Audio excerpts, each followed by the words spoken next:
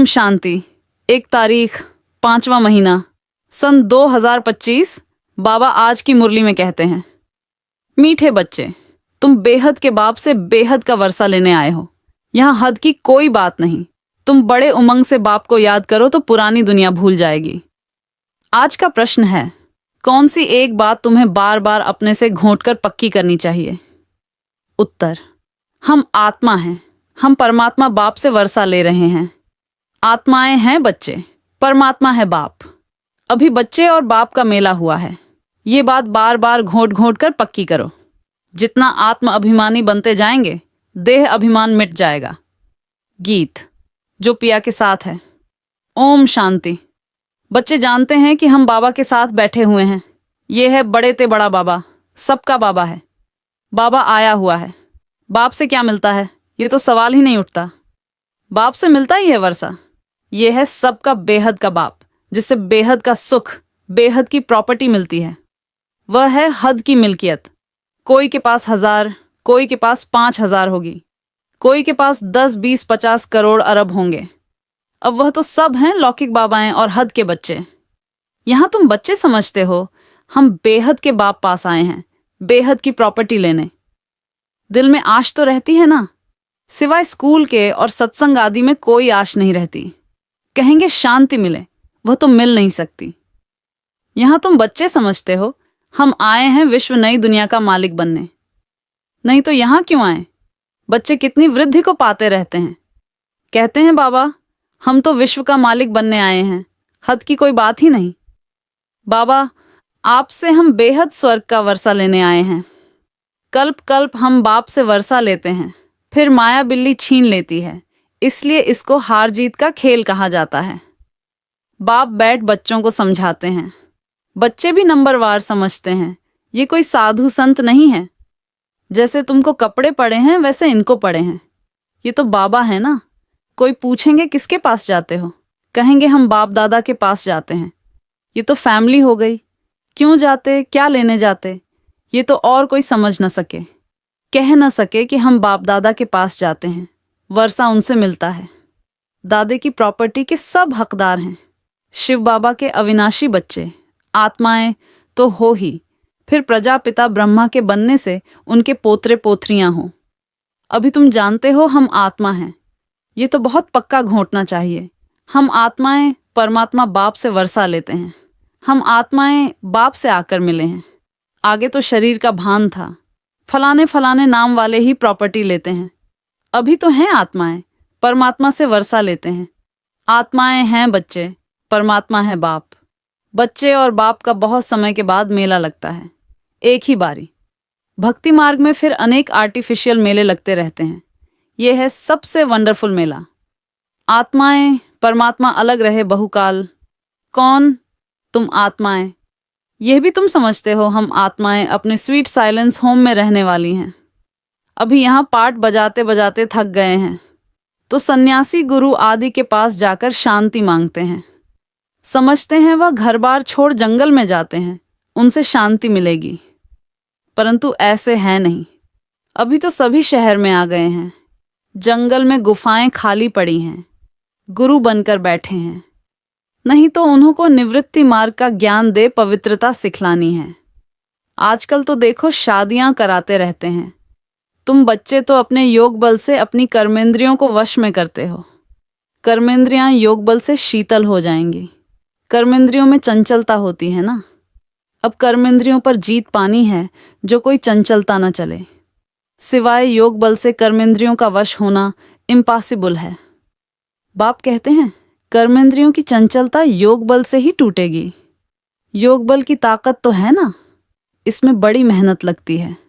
आगे चलकर कर्मेंद्रियों की चंचलता नहीं रहेगी। सतयुग में तो कोई गंदी बीमारी नहीं होती। यहाँ तुम कर्मेंद्रियों को वश कर जाते हो तो कोई भी गंदी बात वहाँ होती नहीं। नाम ही है स्वर्ग। उनको भूल जाने कारण लाखों वर्ष कह देते हैं। अभी तक भी मंदिर बनाते रहते हैं। अगर लाखों वर्ष हुए हो तो फिर बात ही याद ना हो। ये मंदिर आदि क्यों बनाते? तो वहाँ कर्मेंद्रियाँ शीतल रहती है, कोई चंचलता नहीं रहती। शिव बाबा को तो कर्मेंद्रियाँ हैं नहीं। बाकी आत्मा में ज्ञान तो सारा है ना। वही शांति का सागर, सुख का सागर है। वो लोग कहते कर्मेंद्रियां वश नहीं हो सकती। बाप कहते हैं योग बल से तुम कर्मेंद्रियों को वश करो। बाप की याद में रहो। कोई भी बेकायदे काम कर्मेंद्रियों से नहीं करना है। ऐसे लवली बाप को याद करते करते प्रेम में आंसू आने चाहिए। आत्मा परमात्मा में लीन तो होती नहीं। बाप एक ही बार मिलते हैं। जब शरीर का लोन लेते हैं तो ऐसे बाप के साथ कितना प्यार से चलना चाहिए। बाबा को उछल आई ना। ओहो, बाबा विश्व का मालिक बनाते हैं, फिर ये धन माल क्या करेंगे? छोड़ो सब, जैसे पागल होते हैं ना। सब कहने लगे इनको बैठे बैठे क्या हुआ। धंधा आदि सब छोड़कर आ गए। खुशी का पारा चढ़ गया। साक्षात्कार होने लगे। राजाई मिलनी है, परंतु कैसे मिलेगी, क्या होगा, ये कुछ भी पता नहीं। बस मिलना है। उस खुशी में सब छोड़ दिया। फिर धीरे धीरे नॉलेज मिलती रहती है। तुम बच्चे यहाँ स्कूल में आए हो, एम ऑब्जेक्ट तो है ना। ये है राजयोग।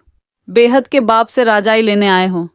बच्चे जानते हैं हम उनसे पढ़ते हैं, जिसको याद करते थे कि बाबा आकर हमारे दू खरो सुख दो। बच्चियां कहती हैं हमको श्री कृष्ण जैसा बच्चा मिले। अरे वह तो बैकुंठ में मिलेगा ना। कृष्ण बैकुंठ का है, उनको तुम झुलाते हो तो उन जैसा बच्चा तो बैकुंठ में ही मिलेगा ना। अभी तुम बैकुंठ की बादशाही लेने आए हो। वहां जरूर प्रिंस प्रिंसेस ही मिलेंगे। पवित्र बच्चा मिले, ये आश भी पूरी होती है। यूं तो प्रिंस प्रिंसेस यहां भी बहुत हैं, परंतु नर्कवासी हैं। तुम चाहते हो स्वर्गवासी को। पढ़ाई तो बहुत सहज है। बाप कहते हैं तुमने बहुत भक्ति की है, धक्के खाए हैं। तुम कितना खुशी से तीर्थों आदि पर जाते हो। अमरनाथ पर जाते हैं। समझते हैं शंकर ने पार्वती को अमर कथा सुनाई। अमरनाथ की सच्ची कथा तुम अभी सुनते हो। ये तो बाप बैठ तुमको सुनाते हैं। तुम आए हो बाप के पास। जानते हो ये भाग्यशाली रथ है, इसने ये लोन पर लिया है। हम शिव बाबा के पास जाते हैं, उनकी ही श्रीमत पर चलेंगे। कुछ भी पूछना हो तो बाबा से पूछ सकते हो। कहते हैं बाबा हम बोल नहीं सकते। ये तो तुम पुरुषार्थ करो, इसमें बाबा क्या कर सकते हैं। बाप तुम बच्चों को श्रेष्ठ बनने का सहज रास्ता बताते हैं। एक तो कर्मेंद्रियों को वश करो, दूसरा दैवी गुण धारण करो। कोई गुस्सा आदि करे तो सुनो नहीं। एक कान से सुन, दूसरे से निकाल दो। जो ईविल बात पसंद ना आए उसे सुनो ही नहीं। देखो पति क्रोध करता है, मारता है तो क्या करना चाहिए। जब देखो पति गुस्सा करता है तो उन पर फूल बरसाओ, हंसते रहो। युक्तियां तो बहुत हैं। कामेशु क्रोधेशु होते हैं ना। अबलाएं पुकारती हैं, एक द्रौपदी नहीं, सब हैं। अब बाप आए हैं नंगन होने से बचाने। बाप कहते हैं इस मृत्यु लोक में ये तुम्हारा अंतिम जन्म है। हम तुम बच्चों को शांति धाम ले जाने आया हूं। वहां पतित आत्मा तो जा न सके, इसलिए मैं आकर सबको पावन बनाता हूं। जिसको जो पाठ मिला हुआ है वह पूरा कर अब सबको वापस जाना है। सारे झाड़ का राज बुद्धि में है। बाकी झाड़ के पत्ते थोड़े ही कोई गिनती कर सकते हैं। तो बाप भी मूल बात समझाते हैं, बीज और झाड़। बाकी मनुष्य तो ढेर हैं, एक एक के अंदर को थोड़े ही बैठ जानेंगे। मनुष्य समझते हैं भगवान तो अंतर्यामी है, हर एक के अंदर की बात को जानते हैं। ये सब है अंधश्रद्धा। बाप कहते हैं तुम हमको बुलाते हो कि आकर हमको पतित से पावन बनाओ, राजयोग सिखाओ। अभी तुम राजयोग सीख रहे हो। बाप कहते हैं मुझे याद करो। बाप ये मत देते हैं ना। बाप की श्रीमत और गत सबसे न्यारी है। मत यानी राय, जिससे हमारी सद्गति होती है। वही एक बाप हमारी सद्गति करने वाला है, दूसरा न कोई। इस समय ही बुलाते हैं, सतयुग में तो बुलाते नहीं हैं। अभी ही कहते हैं सर्व का सद्गति दाता एक राम। जब माला फेरते हैं तो फेरते फेरते जब फूल आता है तो उनको राम कह आंखों पर लगाते हैं। जपना है एक फूल को, बाकी है उनकी पवित्र रचना। माला को तुम अच्छी रीति जान गए हो। जो बाप के साथ सर्विस करते हैं उनकी ये माला है। शिव बाबा को रचता नहीं कहेंगे। रचता कहेंगे तो प्रश्न उठेगा कि कब रचना की। प्रजापिता ब्रह्मा अभी संगम पर ही ब्राह्मणों को रचते हैं ना। शिव बाबा की रचना तो अनादि है ही। सिर्फ पतित से पावन बनाने लिए बाप आते हैं।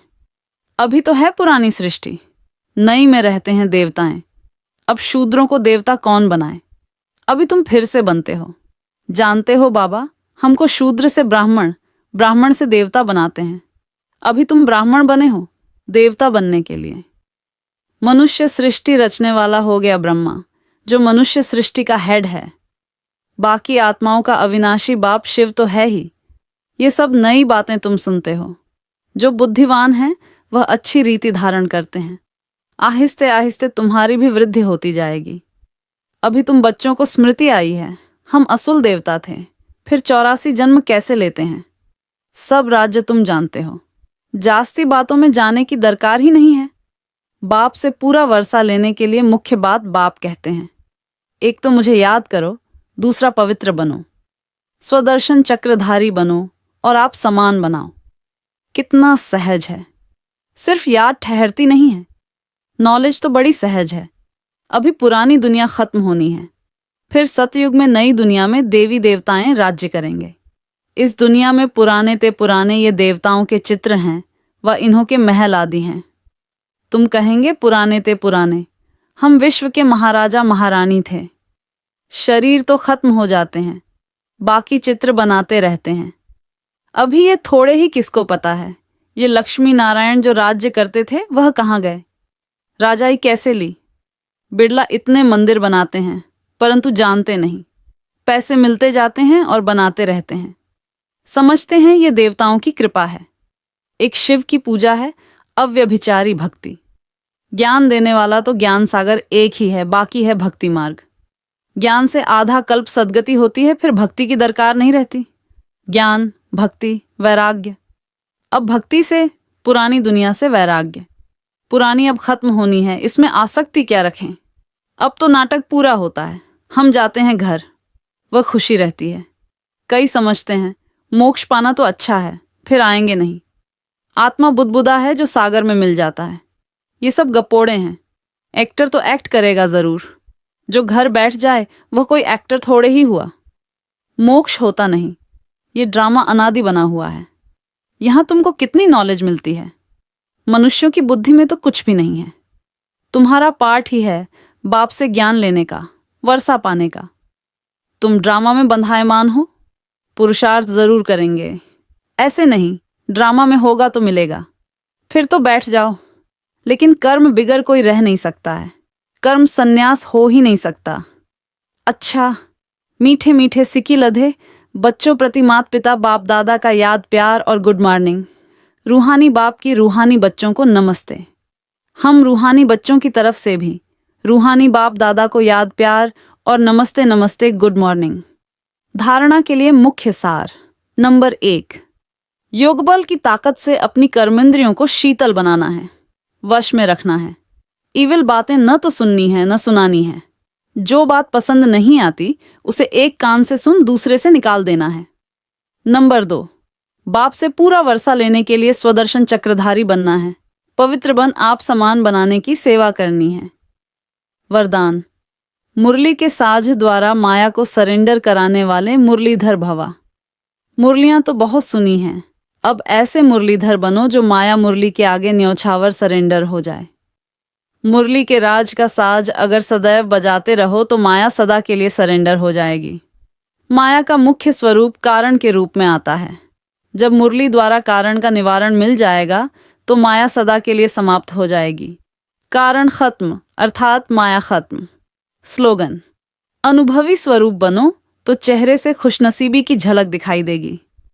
अव्यक्त इशारे, रूहानी रॉयल्टी और प्यूरिटी की पर्सनालिटी धारण करो। संगमयुगी ब्राह्मण जीवन की विशेषता पवित्रता है।